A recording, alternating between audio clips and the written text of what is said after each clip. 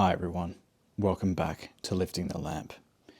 I'm Frater Eleftheria and welcome to part 2 of my account of crossing the abyss and what it's like crossing the abyss. Things are getting serious in this video. In my last video I gave a bit of background of the crossing of the abyss, the preparatory work that I did, and the journal entries that I made of the 3 visions of the Ether of Zax that I had, and having entered the Ether of Zax in order to kickstart the process of the Ordeal of the Abyss.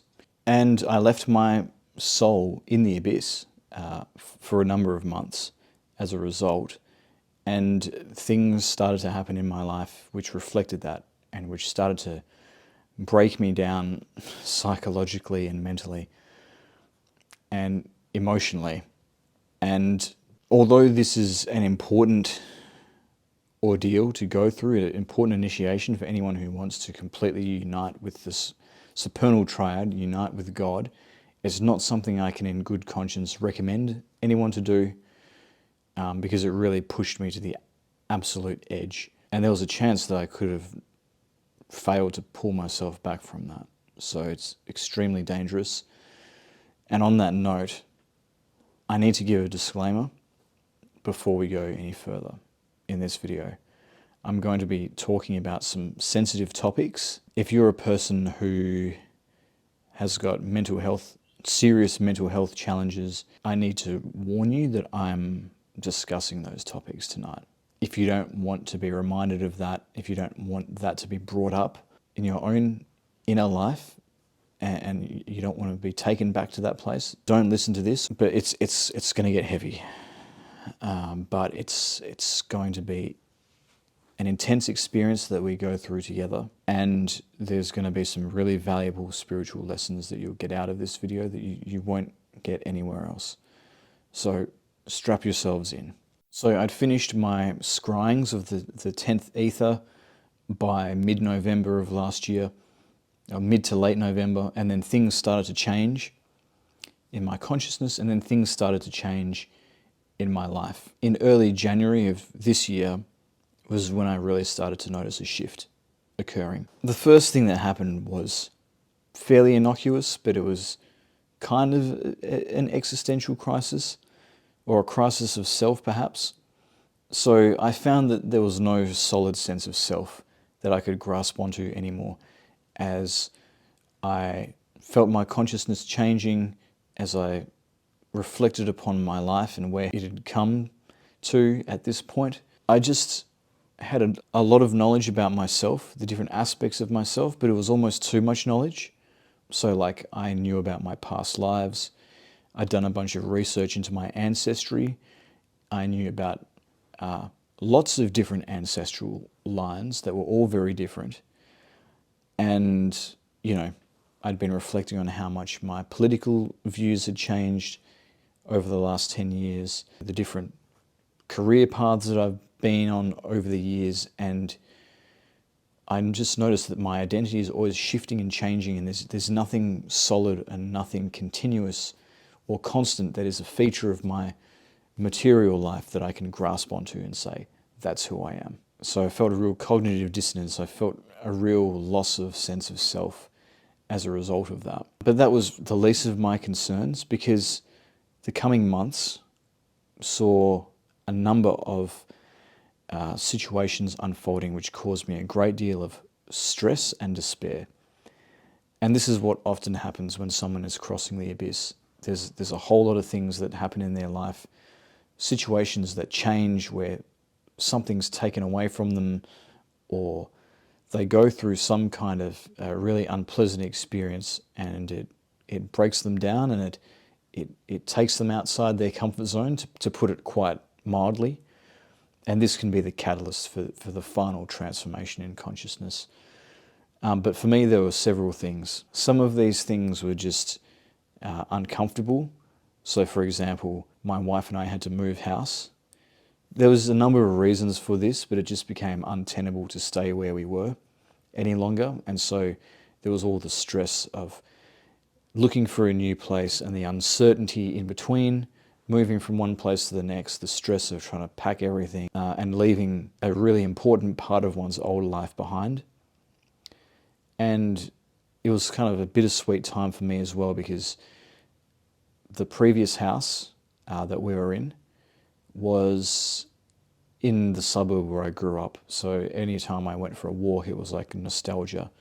I could relive all of the happy memories of my teenage years and my childhood, and I got to hold on to that. But now I had to let go of all of that familiarity with my environment and with my past. And it was the house where I began this YouTube channel. It was the house where I had the meditation room, where I did all of my magic, with the Rorik paintings behind me. If you've seen my earliest videos, it's usually in one of two places. There's the red Blues Clues couch in front of the really old Italian curtains, or there's me standing in front of the Rorik paintings.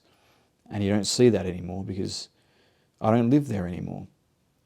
So there was a lot of things that I had to leave behind, that I was very sad to leave behind in that house. On top of that, I felt a lot of pressure from being a new dad. My daughter had been born the previous year, and I was going through all of the challenges that a new parent has to go through, and I was very concerned about not screwing anything up. But I was also having problems at work, and I wasn't sure if I could continue in that job because it was causing me a lot of stress and a lot of angst. So I was trying to be a parent, but I didn't know what my work situation would look like in the future, and I didn't know what my housing situation would look like in the future.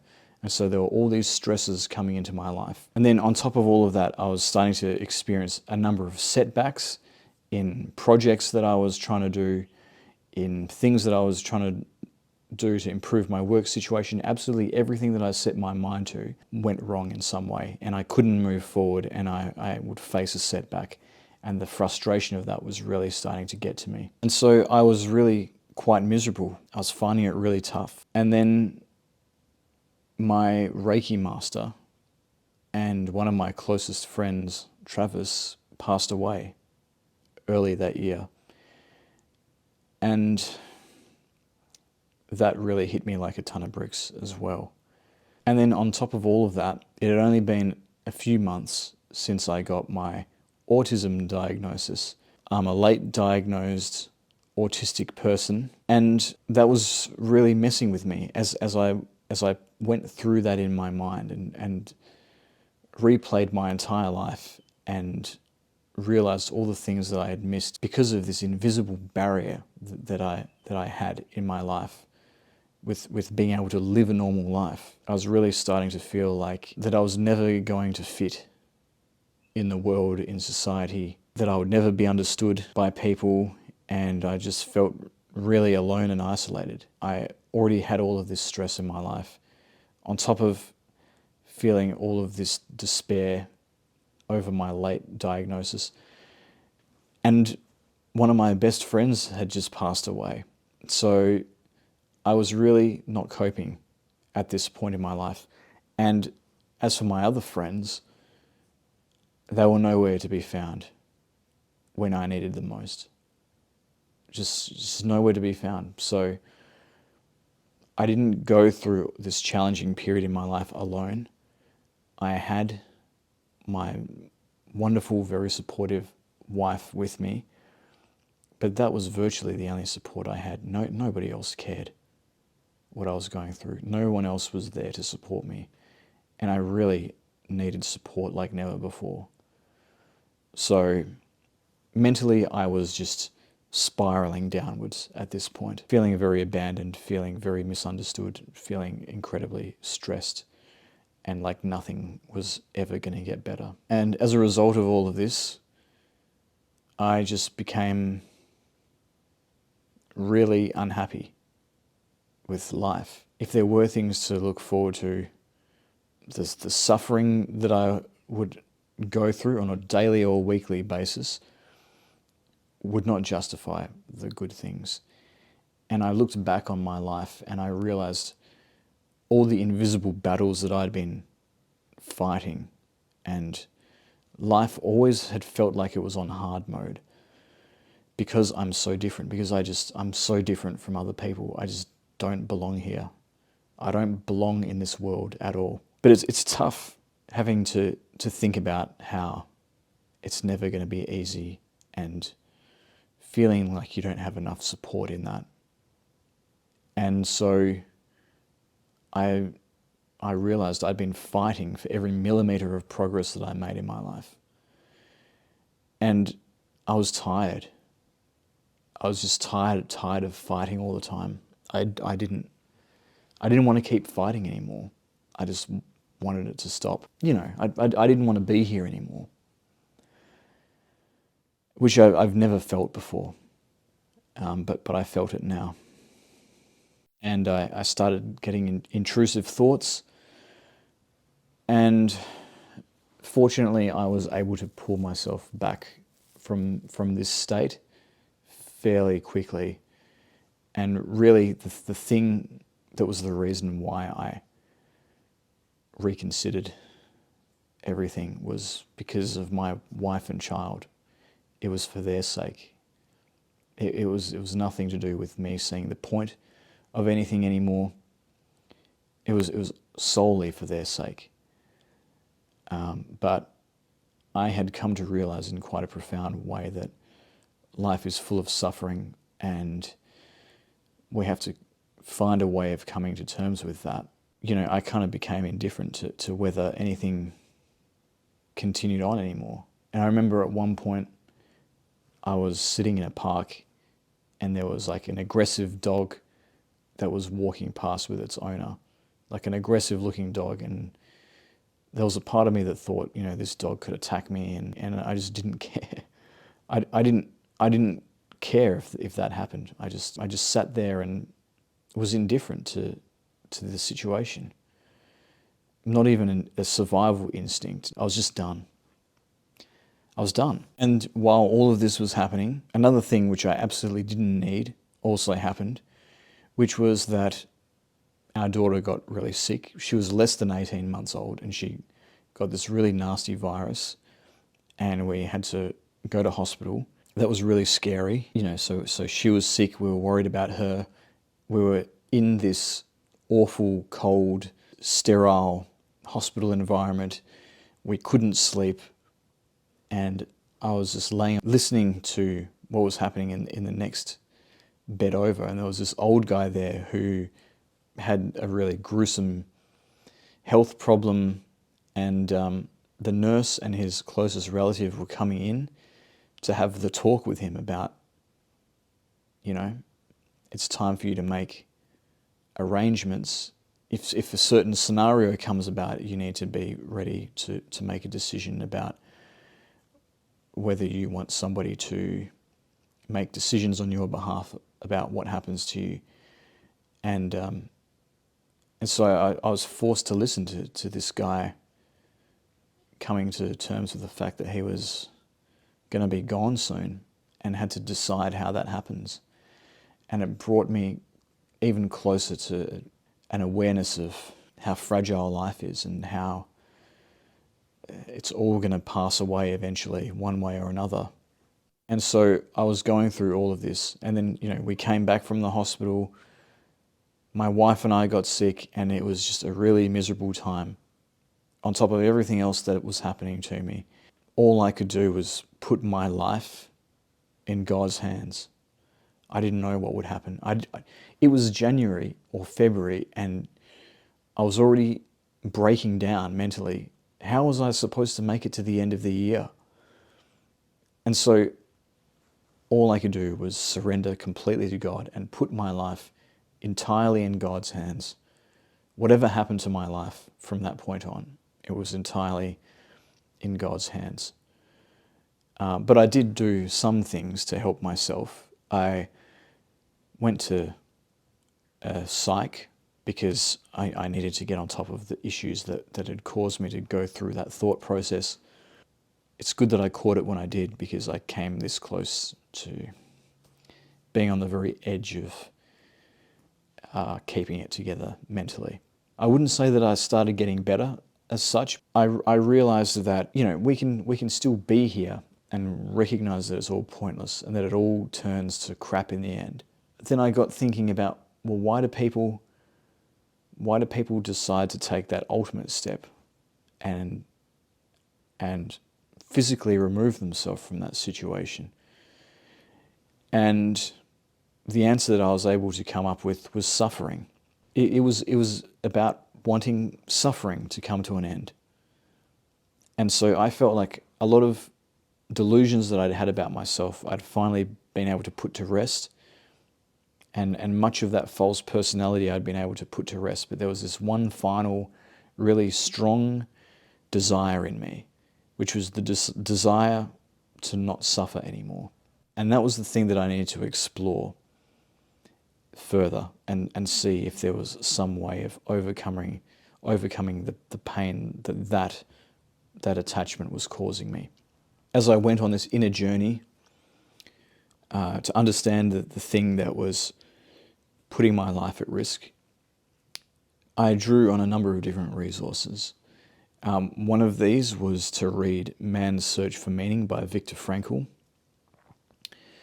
to better understand how people in the most dire, awful situations can still find a reason to keep living in the midst of that suffering. And if you don't know Man's Search for Meaning or Viktor Frankl, Frankl was a Holocaust survivor, and he spent some time in a concentration camp with other inmates and documented his experience. But the thing that he focused on in the camps was not so much the atrocities, but the psychology of the inmates and the unexpected ways that people were able to find ways of staying hopeful, even in the midst of such great suffering. And so it's really how we can find meaning that keeps us going in the most unpleasant situations. And I distilled down a few dot points from that work, which were quite helpful. So things that were useful were those who had a spiritual life or a rich inner life that they could retreat into inside themselves were more likely to survive regardless of their physical constitution or their physical circumstances. Another point raised by the book was that the salvation of man is through love, and love goes far beyond the physical person to find its deepest meaning in spiritual being. Another important point was that the prisoner who had lost faith in the future, in his future, was doomed. With his loss in belief in the future, he also lost his spiritual hold. Frankl quotes Nietzsche saying, "He who has a why to live for can bear with almost any how." Finally, Frankl says, "A man who becomes conscious of the responsibility he bears towards a human being who affectionately waits for him, or to an unfinished work, we will never be able to throw away his life. He knows the why for his existence and will be able to bear almost any how." Some valuable lessons there in how to find meaning that can keep us going in the darkest times. And as I worked with this desire not to suffer, I was learning to live with suffering and let it pass over me. To stop resisting the fact that I'm going to suffer, because that resistance added to the suffering. But finding a way to move through it, but not to avoid the suffering. Because a lot of spirituality these days is about avoiding suffering by avoiding situations that cause suffering or disassociating from suffering. This is what I've never liked about the monastic life, because it seems to me that you're kind of cheating if you claim to have overcome suffering when you're just avoiding it as much as possible. But anyway, this avoidance or this disassociation is an unhealthy way of dealing with suffering, because we are denying some aspect of reality by doing that. So it's much better to accept suffering and find a way of dealing with it, to take up our cross and walk up the mountain of skulls and find a way of bearing that suffering with grace and enduring the suffering, but also finding a way to transform the suffering, or the way to harness the suffering to create a transformative experience. This was something that I was learning to do as well. And something which helped me to do this came from a most unexpected source, which was connecting with the god Odin. Now, I've never been one who has been very enthusiastic about paganism, as a belief system, it's not really been my jam. So I never really explored the pagan gods all that much. But Odin sort of had started to come into my life at this point because, well, there were a number of reasons for that. One was after Trav passed away and going through the things that he'd given me and he tried to teach me, I got much more of an appreciation for the runes, which is one of the things besides Reiki that he taught me. And so I was learning much more about the god Odin as a result of that. And at the same time as this, I had been doing a lot of research into my ancestry, and I had discovered some links to Odin as a result of that as well. Part of my ancestral lineage is German with a bit of English. And as I followed a couple of ancestral lines from that side of the family back, I found some very strong connections to Odin. And there were people who I was descended from who, in their ancient stories that they told about themselves, said that they had descended from Odin. And so this was a god that came into my life very much as an ancestral guide in quite an unexpected way, rather than the way that pagans worship the pagan gods, for example. It was much more of an ancestral work that I was starting to do with Odin. And in particular, there was an experience that I had one night in this period where I'd had blue lotus tea, powerful medicine that had come to me that was very good for dream work, lucid dreaming, having vivid dreams that you can remember that are full of meaning. And on one night after having the blue lotus, I dreamt of the side of my family where this lineage comes from, and I saw that we were traveling through an underground tunnel together. So to me, this seemed like symbolism that there was something hidden in what made me who I am, that I had to deconstruct as I was going through this process of dissolution. And there was something there for me to learn about that part of my heritage, something for me to draw on my journey. And there was a voice that told me not to be ashamed of that part of my heritage, because there was a little bit of shame that came with that. But that was something that I decided I needed to get over and look further into this part of my heritage by connecting more with Odin. And I'd had experiences which suggested that Odin was going to help me to cross the abyss. So I started carrying around an Othala rune, which is good for connecting with ancestors. It was from the runes that Travis gave me, one of the things he gave me before he passed. And I would periodically meditate on this rune and see if I could get anything. And I was able to have visions and insights as a result of doing this. And I will dedicate an entire future video to the wisdom that I've gained from working with Odin. I'll just give some of the greatest hits tonight that relate to the crossing of the abyss in particular. One of the big issues that Odin helped me with in this period was my understanding of suffering and how it relates to the mysteries of life and death. So one insight that helped me in particular that came from working with Odin was finding a way to find meaning in suffering. So I had this insight that the reason we suffer is because we come up against a boundary, a limitation that separates us from the divine, which means that we feel pain because of something that separates us. And so when we feel suffering, it's because we've come up against our own limitations.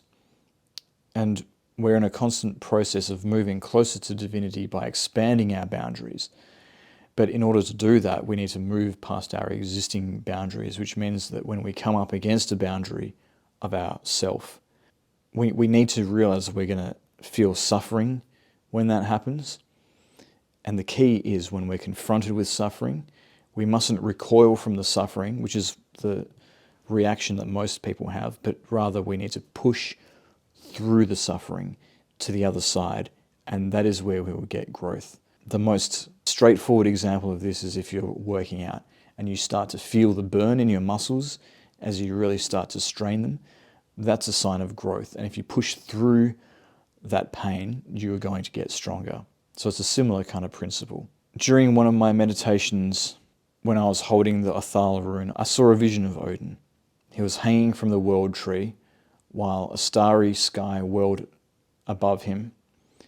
And in the vision, as he was hanging on the tree of Yggdrasil in a lot of pain, with his lance pinning him to the tree for 9 days and 9 nights. I saw him suffering like this, and then in the vision he broke the fourth wall, and with his single eye he looked straight at me and he said, "Do you want to be a man, or do you want to be a god?" And that was powerful. And what Odin was showing me in this context was that there's two kinds of death. There's a physical death that we can face, and there's a spiritual death. And the kind of death that we go through depends on our relationship with suffering. When we let our suffering get the best of us and eventually claim us, it will claim our life, and we'll go through the physical form of death. But if we can endure suffering with courage and push through the suffering to the other side of that, and withstand the suffering and outlast the suffering, then we will be transformed into a new being with new limitations, less limitations than what we had before.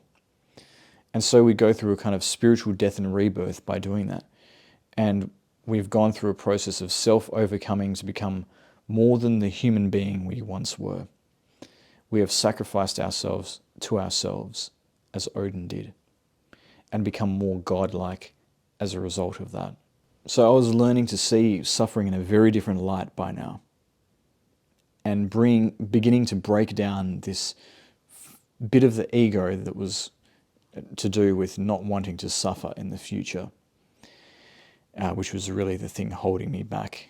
But there were other lessons that I learned during my time in the Abyss as well. So one thing that I had to do as I was breaking apart my personality and deciding what to discard and how, I started to learn about the childhood wounds that I had. You know, a few years ago, if you'd asked me, I would have said that I'm a pretty well-adjusted person, haven't really got too much to complain about, but actually I'm carrying some really deep wounds, and I was starting to acknowledge that finally. And I started to realize that I couldn't actually make that better. And I realized that just because we're dissolving the ego in this process of crossing the abyss, it doesn't mean that we become like a blank slate. We start over fresh. We've got none of the emotional hurt that shapes our beliefs that we had before, because we've just erased it all. That's not actually possible, because there are certain ways that our brain develops, which means that there are certain things that become hardwired into us, and we cannot ever change that, you know, unless we become like a mummy, like the Buddhist monks who stop eating and breathing and just become a mummy. Short of that, there's certain things that make us feel pain that we're never going to put an end to, because they're just hardwired into us. Trauma can be a form of this. The grief over a tragic loss of a loved one is something which I'm told never goes away. You kind of just learn to live with it. God forbid that anybody should have to go through something like that. You know, there are habits and aspects of our personality that we can change, but there's also things that we cannot change. You know, such as the childhood wounds, such as some of the emotional scars that we carry. And in those cases, it's always going to be a feature, but it doesn't mean that we have to make it a part of our identity. We can just acknowledge that these things have happened to us, that we carry the pain of that, and then we can be aware of that, and then be aware of our reactions to certain things, that they might be more exaggerated because of that certain type of pain. You know, like a person with a sore knee or something knows not to to try and climb the stairs. And so we become aware of our own wounds and we find ways of adapting to that. But, you know, we shouldn't feel shame if we can't erase those completely. That's what I was beginning to learn. And another lesson that I was learning was how to come to terms with my shadow. And this was, you know, as I reflected on all of the things that I had denied about myself, which I now had to not identify with, but I had, before I could move to the stage of non-identification, I needed to first acknowledge there was something I needed to learn about that part of me first. And one part of that was coming to terms with my shadow. I was realizing that my goal on the spiritual path was never to become this, you know, pure being of light, but to integrate both the light and the dark. You know, and we all have that darkness within us. That having the darkness within us is not the problem. The problem is how that expresses itself. When we feel the darkness welling up, do we go with it immediately? Or, as Eckhart Tolle says, do we wait for the second thought and follow that instead? But, you know, even after we've destroyed negative thought patterns where the darkness within us comes out in an exaggerated way, we still contain that darkness within us. It's still innate to us. And we have, you know, a great capacity for violence, for example. But we should learn to control that, of course. But should we get rid of it? I'm not so sure that that's something that we do need to do, or something that is natural, or that is something that someone with a truly holistic and balanced view of existence would want to do. And there's a couple of reasons for this. First of all, we need to be capable of some degree of negative or harmful behavior in order to survive in this world. You know, unless we're becoming the mummified monk and we don't have to worry about that anymore, we're going to be able to call on that darkness if we need it. But second of all, there's a correct understanding of dualism that we need to arrive at when we're crossing the abyss, when we're leaving the world of dualism and entering the world of non-dualism. We need to actually understand what it means to leave dualism behind and the false ways that people might try and do that, and to look beyond even that. I've learnt that the way to see beyond duality is not by adopting this view of all is one that you sometimes hear, where nothing matters because everything is just in a state of oneness, and if we worry about anything, it's because we see ourselves as separate, so we just need to not worry about anything because it's all one. The idea that this is the way to cross the abyss, the way that this is the way to leave behind the way that we perceive things below the abyss, is actually a misconception, that this is the way that we escape duality. In fact, to think of the universe as all one in this way and nothing else is itself just another form of illusion. It takes up one aspect of existence and obsesses over it while ignoring the rest, superimposing the underlying oneness of all things on every situation, making it the only reality, when in fact reality is more complicated than that, and so that distorts our perception of existence. The real way to overcome duality is not to force our perception into a non-dual framework in this artificial way, but rather to have the correct relationship with duality. The error in dualistic thinking doesn't come from thinking in terms of duality per se, but when we affirm one side of the duality and deny another, so that we have a lopsided view of reality. And this is precisely the error that we commit when we say that all is one and the phenomenal universe doesn't matter and the concerns of the phenomenal universe don't matter. To truly overcome duality, we must recognize the wholeness of the universe. That means recognizing that this little corner of reality, of the multiverse or whatever, is dualistic. And that's what we live in, and that's the truth of it. That doesn't mean that we need to be polarized in one direction or another by the dualism. We can instead pass through this dualistic universe by remaining centered in being, but dancing with the opposites. And so these were the insights that I was beginning to have. A lot going on in my internal world, but I was still, the problems that I had been having hadn't gone away. I was still in a great amount of suffering.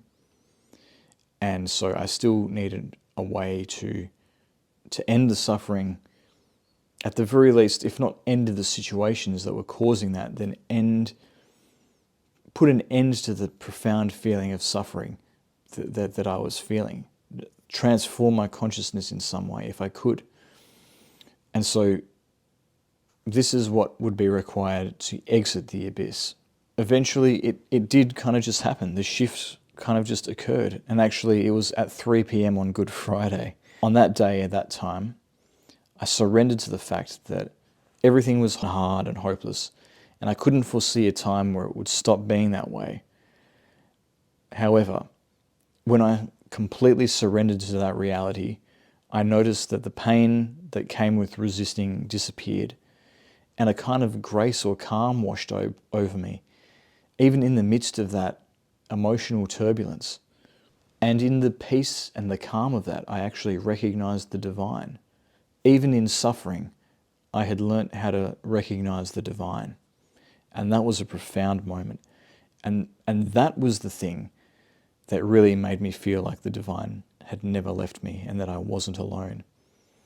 It wasn't that a big bright light came and said, there, everything is going to be fine, and I felt good again.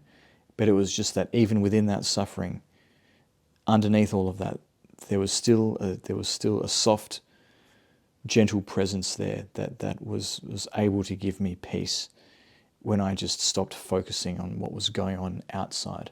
And it would help me to bear the suffering. And so not only had I learned how to touch the divine and the peace of the divine, even in the most hopeless situations, but also even when there was no higher purpose that I was aware of yet that I could dedicate my life to, that would be meaningful, because at this point I was questioning all of that as well. And so it was quite liberating to have that insight. But I decided I needed a visionary experience to really push me out the other end. So the next night I again drank the Blue Lotus tea, and I had the following dreams. I saw myself ascending up to a realm filled with heavenly rainbow-coloured light. I saw myself at our new house that we're about to move into, and going there represented me leaving the abyss for my next destination. I dreamt of going to healers who were healing me, with an exorcist arriving and performing an exorcism on me, but the exorcism was just everything being suddenly consumed by a peaceful blue-green light. I saw myself in front of a casket with my name on it, and all around was darkness, and I then saw the casket being cremated. I then walked through a door and found myself in a church, and I then found myself in a monastery, inside a dimly lit building made of stone. I thought this must be the city of the pyramids, and yet there were no masters there to be seen anywhere, and no one to greet me. I was all alone. I then saw myself standing on the battlements of an old medieval citadel, looking out over a vast, desolate landscape. Dark clouds hung in the air, making the realm permanently dark, and I realized then that I had entered the realm of Binah. The next morning, I went for a drive, and I noticed that something had shifted in me. I was no longer in this constant state of despair that I was in before. Even though the problems in my life hadn't gone away, I'd managed to rediscover some kind of peace within. And so around Easter Sunday of this year, I consider that I came out of the abyss, that I emerged out of the other side of the abyss victorious. But that's not the end of the story, because there is an adjustment period that happens after you come out of the abyss. It's not like suddenly everything is good again. You've just crossed the abyss. You've just had a harrowing experience where your self is destroyed and then remade. So it took me some time to adjust. Although something had shifted in me, there were some reflexive parts of my personality that still took time to realize that they had become redundant and took a while to fade away, and that could even possibly still be happening. I also felt the pain from the wounds that I was left with as a result of crossing the abyss, and all the painful situations I had gone through as part of that ordeal. And one thing that really stands out in my memory is when we'd finished moving out of the old house, the house that had all of those memories attached to it, to do with my old life. I remember at one point I was there alone, having finished clearing out the last of it, throwing the last of the rubbish in a skip bin, and it was just me alone in this empty house, mentally and physically exhausted, and finally out of fight or flight. But as a result of that, the pain that I'd been putting off feeling was finally able to catch up with me. And I just let myself feel that pain. And that was part of the healing process, I think, was just letting all of that pain out. That was like the last gasp of pain and agony of my old self as it was passing from this world. And so I underwent the spiritual death.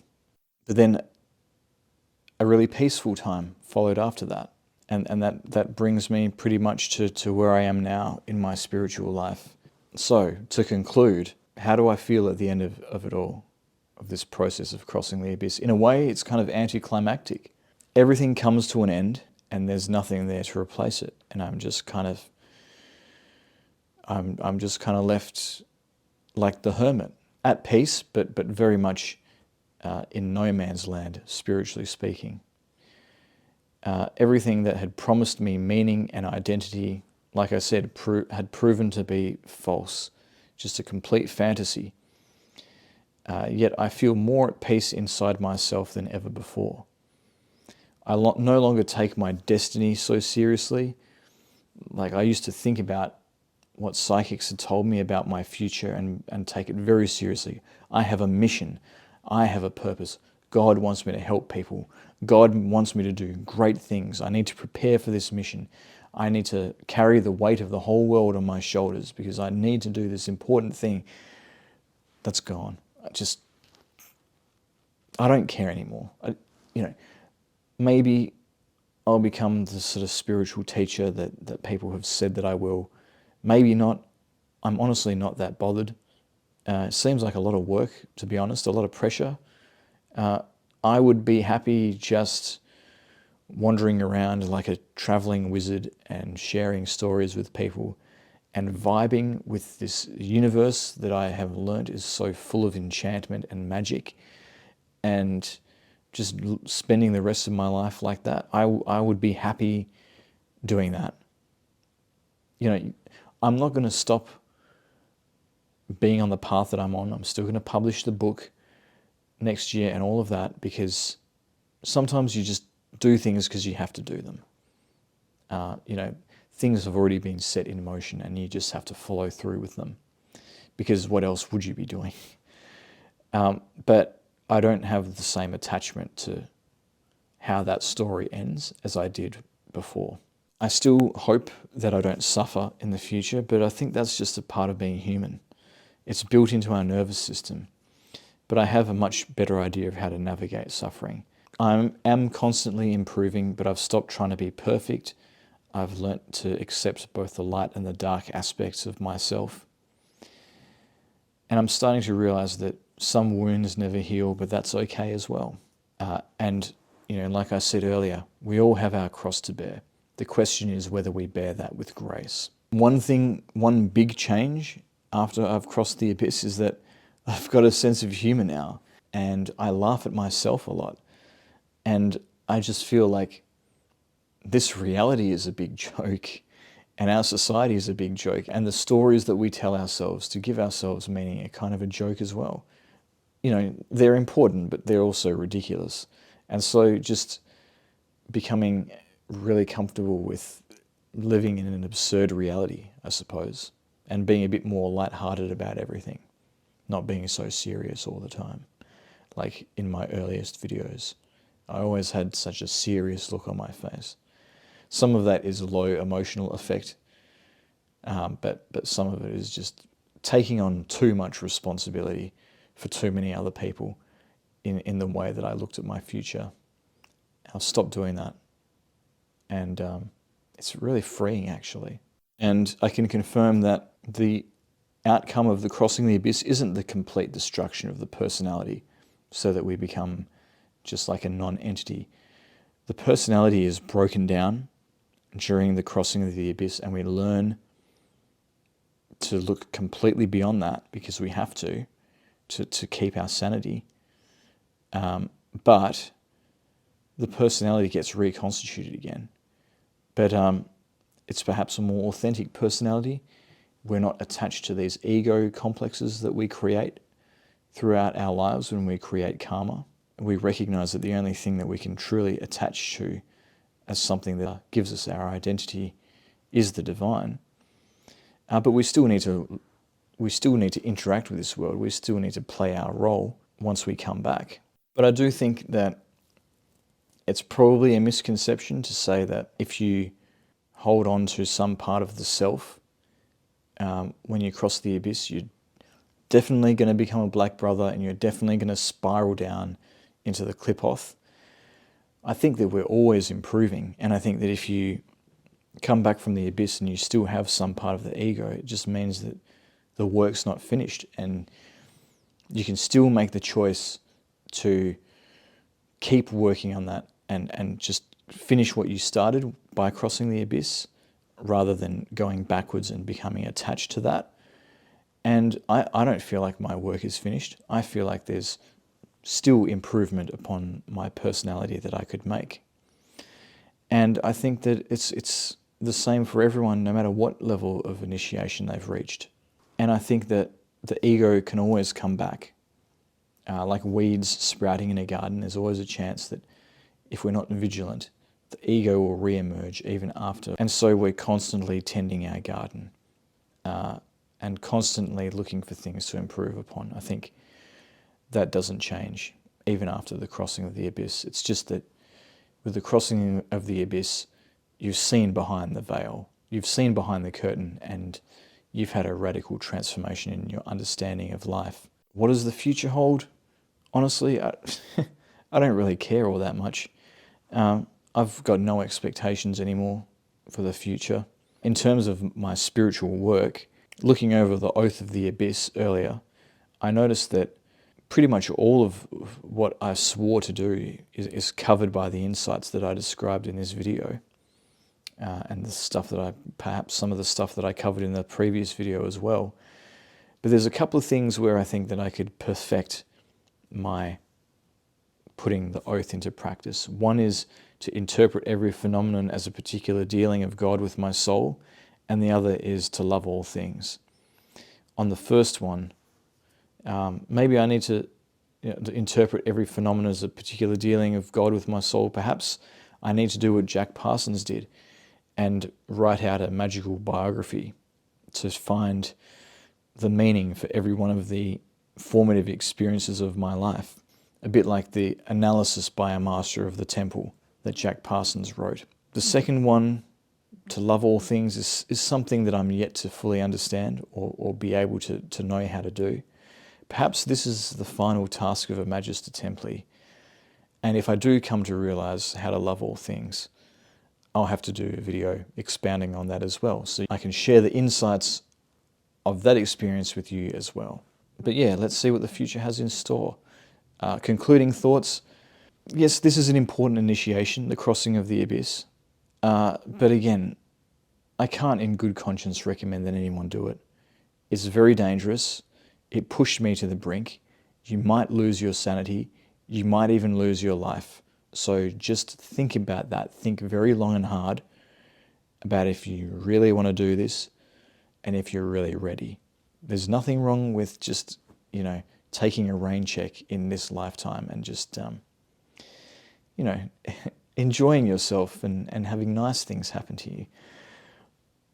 But yeah, if you think that you're ready to cross the abyss, I invite you to reconsider, because I've done a lot of really advanced magic in my life, and it nearly took me down. So it's not to be taken lightly.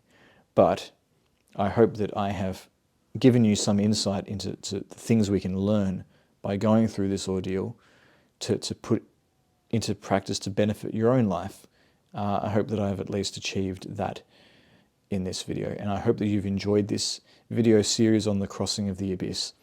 If you did, please leave a like, subscribe to my channel to support my work, hit join or thanks to support me further, hit the notification bell after you subscribe so that YouTube actually notifies you when I release a new video.